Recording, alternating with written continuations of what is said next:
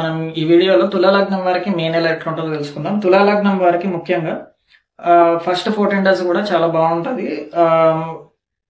కలిసి వచ్చే ఏరియాస్ వచ్చేసి శత్రు రోగ రుణ బాధలు, అంటే ముఖ్యంగా ఎప్పుడైతే 6th బాగుంటుందో మనకి లోన్స్ అనేటివి మనం ప్రయత్నిస్తే ఈజీగా దొరకడం.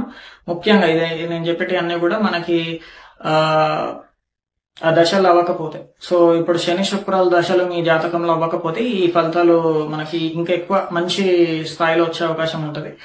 అండ్ శని శుక్రుల పొజిషన్స్ కూడా చూసుకోవాలి.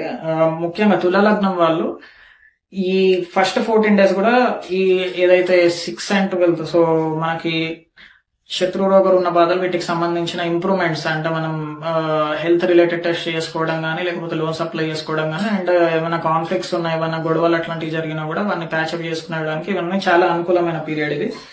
అండ్ దీని తర్వాత వచ్చేసి మనకి అష్టమ స్థానం కూడా బాగుంది. అంటే ఎప్పుడైనా వివాహ జీవితంలో ఏమైనా సమస్యలు ఇట్లాంటివి ఉన్నా కూడా అవి తీరిపోయే అవకాశం ఉంటుంది శని దృష్టి వల్ల. సో అది శని శుభుడు కాబట్టి.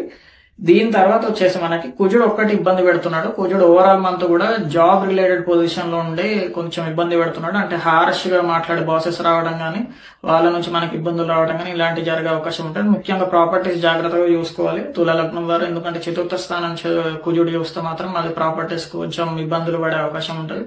సో ఆ డిసిషన్స్ మాత్రం కొంచెం డిలే చేసుకుంటే బెటర్. ఒక 1 month ఆల్రెడీ ఉన్న ప్రాపర్టీస్ ని కూడా మనం సేవ్ చేసుకోవాల్సి ఉంటుంది. దీని తర్వాత మే 14th తర్వాత మాత్రం కొంచెం అనుకూలత తగ్గిపోయి తులా లగ్నం వారికి గురువు బయటకు వస్తున్నాడు కాబట్టి అక్కడ గురువు కుజుడు వీళ్ళిద్దరు కూడా లగ్నాన్ని చూస్తున్నారు. లగ్నాన్ని చూడటం వల్ల ఏంటంటే ఆరోగ్యపరమైన సమస్యలు కొంచెం ఎక్కువ అయిపోవడం ఇలాంటివి జరుగుతాయి. సో మనం టైంకి తినడం, పడుకోవడం ఇవన్నీ కూడా మనం జాగ్రత్తగా చూసుకోవాలి. మనం మన సైడ్ నుంచి తప్పు లేకుండా చూసుకోవాలి.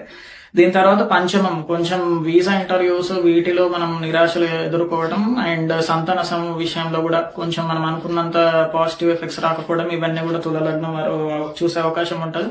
సో అందుకనే ఖచ్చితంగా గురు కుజుల దశలు అవ్వకపోతే మాత్రం రెమెడీస్ చేసుకోవాలి తుల లగ్నం వారు. ఇది చూసుకుంటే అండ్ మీ జాతకం కూడా ఒకసారి పరిశీలించుకోవాల్సి ఉంటుంది. అండ్ ప్రత్యేక మంచి రోజులు వచ్చేసి మనకి ముహూర్తాలు ఇవన్నీ కూడా శుభకార్యాలకి 9, 23, 24, 27, 28 ఇవన్నీ కూడా మంచి డేస్ అన్నమాట. సో ఇది తుల లగ్నం వారు గమనించుకోవాలి. నమస్తే.